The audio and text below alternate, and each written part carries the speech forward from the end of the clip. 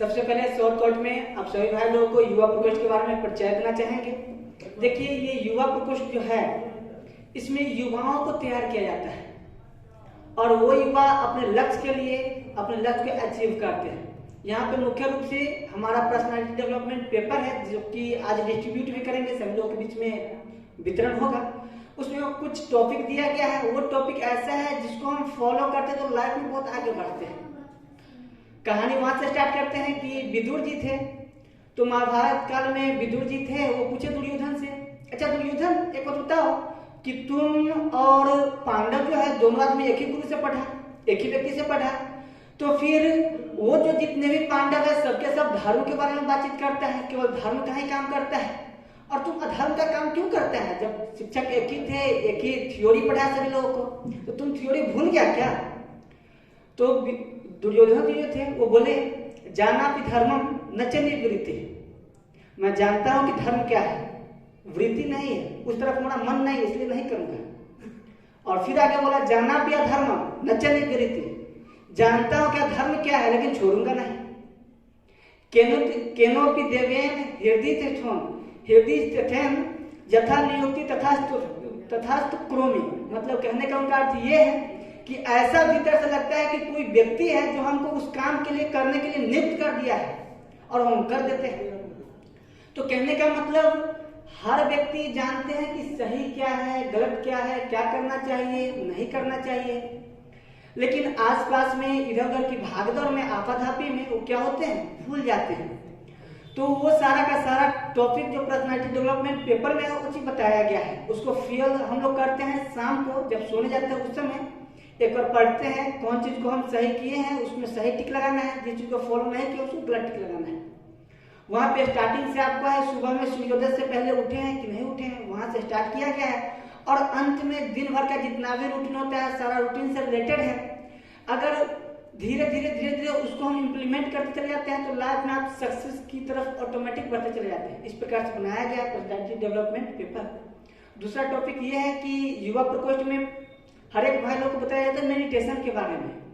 Actually जैसे ही हम meditation करते हैं, मेडिटेट करते हैं, तो हमारा ब्रेन का कंसंट्रेशन पावर, रिकॉलिंग पावर, ये सब सारा चीज मजबूत होता चला जाता है, स्ट्रॉन्ग बनता चला जाता है।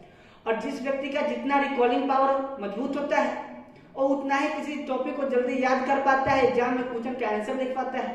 बहुत बच्चों को देखिएगा, टीचर खड़े कर देते हैं, चलो क्वेश्चन का आंसर सुना, बच्चा बोलता है सर दिन भर याद किया लेकिन याद नहीं आ रहा है। कहने का मतलब उसको याद नहीं हो गया था, जिस समय याद कर रहा था कॉपी बंद करके पूरा सुना दे रहा था, अब वो भूल गया है, उसका रिकॉलिंग पावर जो है वीक हो चुका हुआ है। तो जैसे ही मेडिटेशन करते हैं रिकॉलिंग पावर हमारा सही हो जाता है।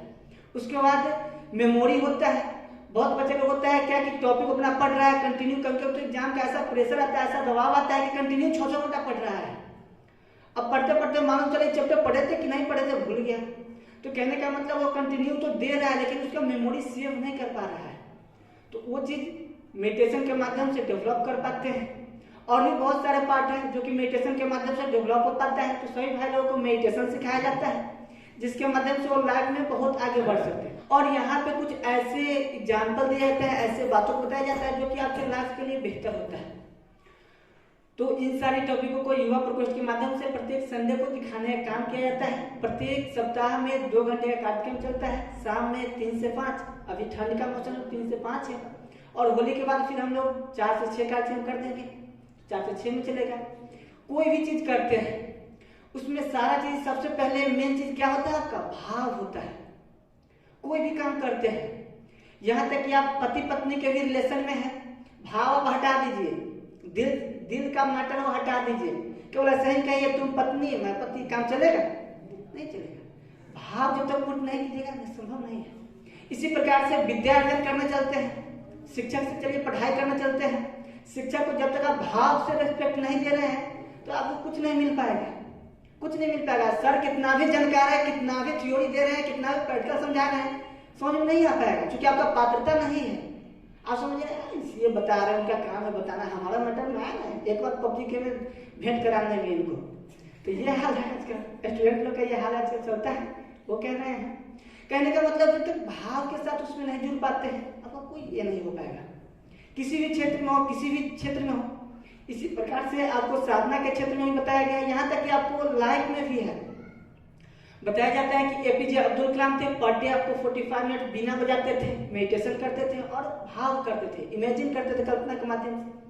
तो कल्पना क्या है? वही एक भाव है। साधना से पहले, मेडिटेशन से पहले बताते हैं उगते हुए सूरज का ध्यान कीजिए, वही तो भाव है कि हम इमेजिन करें, इस प्रकार से हमारा भावना उस प्रकार के बनते चला जा रहा है। और भावना में इतना स्ट्रांग है कि अगर आपका अच्छा भावना बन जाए तो ब्रह्मांड का कोई भी शक्ति आपके पास खिंचा करके आ सकता है। ब्रह्मांड का कोई भी शक्ति आपके पास खिंचा करके आ सकता है। किस चीज के माध्यम से? भावना के माध्यम से। ये ब्रह्मांड कौन बनाया है? जिसने बनाया है, चलाने का भी व्यवस्था बना दिया हुआ है। आपको मालूम होना चाहिए कि पहले 25 साल, 30 साल, 100 साल पहले चले जाइए, उस समय टेलीफोन होता था? नहीं होता था। चिट्ठी पत्रिका, मान लीजिए दिल्ली में किसी आदमी का देहांत हो गया, अब यहाँ पे कोई व्यक्ति है, उसको जिस दिन देहांत होता था इनको मालूम चल जाता था। कैसे हो जाता था? भाव के माध्यम से होता था। आपको महर्षि पतंजलि जो है योग सूत्र में लिखे हुए हैं, हर एक पहले जमाने के बारे में अभी तो छोड़िए कि फोन कॉल है, व्हाट्सएप है, फलाना ठिकाना सारा चीज देख लेता है या देख लेती है। अब वो पहले के जमाने में जितने भी लेडी लोग रहती थी, अपने पति का क्या हाल है हर पल उसको मालूम रहता था, क्योंकि भावना के माध्यम से उसके साथ जुड़ी हुई रहती थी, भाव के माध्यम से। घर कहीं है, रह कहीं नहीं है, लेकिन फीलिंग कहाँ का है? वहां का अपना भाव के माध्यम से जुड़ी हुई रहती थी। तो कहने का मतलब भावना में उस समय जो होता था, और किसी व्यक्ति के साथ आपका स्ट्रॉन्ग फीलिंग आपका है, भावना के साथ जुड़े हुए हैं, तो उसको अगर आप दुख दर्द में है तो आपको एहसास हो जाएगा, लग रहा है परेशान है, आपको अंदर से कचोटेगा। एक्चुअली ब्रह्मांड जिसने बनाया है वही सारा चीज किए हुआ है, सारा व्यवस्था किए हुआ है। आप रामायण काल में देख लेंगे, जिस समय भगवान राम जी के दरबार से सीता जी जाती है वन के लिए, निकलती है ना, आपको कौन वाल्मीकि जी के आश्रम के लिए, तो वाल्मीकि जी के आश्रम में चले जाते हैं, सीरियल में दिखाया हुआ है। और वहां भी सीता जी शोक में रहती है कि वो कैसे होंगे, परेशान होंगे, बहुत प्रकार के अपना टेंशन में ये भी रहती है, अपना टेंशन सोचती रहती है। तो वाल्मीकि जी आते हैं और बोलते हैं कि बेटी तुम उनके बारे में टेंशन तुम सोच रही हो कि ये तो तुम्हारा भाव है, उसके पास उनके पास जाएगा ही जाएगा, और वो टेंशन में रहेंगे ही रहेंगे। और जब तुम्हारे टेंशन में वो है तो राजपाट कैसे संभालेंगे, और टेंशन में रखना था तो यहाँ आने का क्या जरूरत है, वहीं पे रहते भाई। तो कहने का मतलब ये भाव के माध्यम से क्या होता है, व्यक्ति जुड़ जाता है जिस किसी के साथ आपका हो।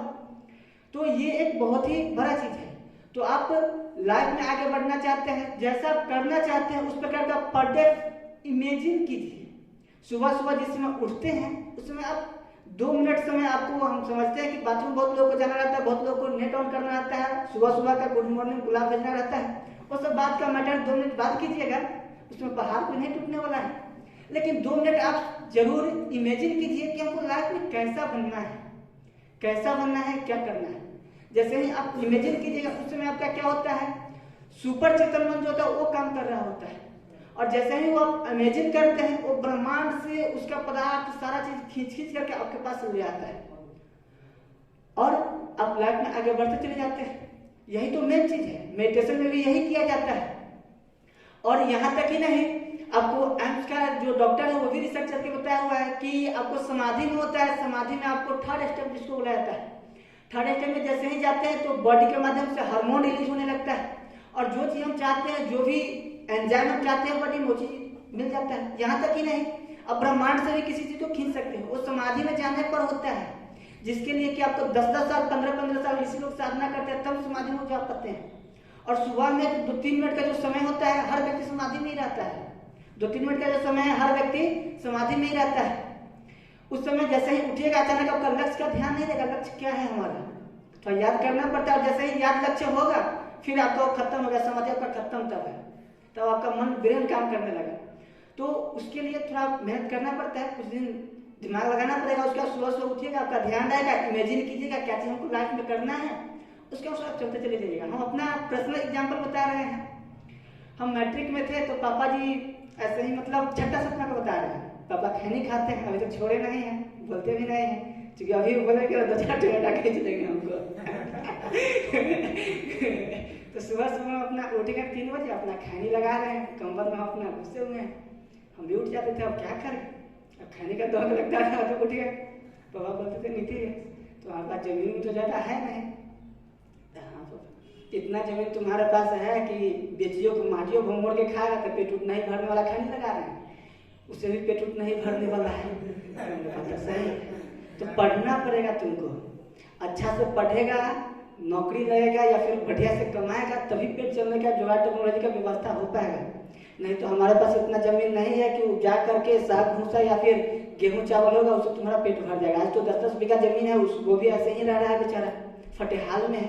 सुबह अपना कहते थे, हम सुन लेते थे फिर सोच जाते थे। धीरे धीरे 10वां का समय आया, 10th का अपना तैयारी चल रहा था, अपना तैयारी करते थे।